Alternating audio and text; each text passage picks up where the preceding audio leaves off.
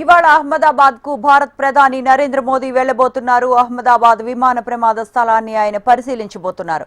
Ahmedabad civil హాస్పిటల్లో క్షతగాత్రులను పరామర్శిస్తారు. ప్రమాద ఘటనపై పూర్తి వివరాలు అధికారులను అడిగి తెలుసుకోనున్నారు ప్రధాని మోదీ.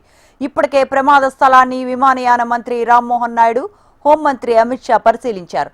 ఈ ప్రమాదంలో ఒకే ఒక్కడు ప్రాణాలతో బయటపడ్డాడని, అతన్ని ఆసుపత్రిలో చికిత్స అందిస్తున్నామని అధికారులు తెలిపారు.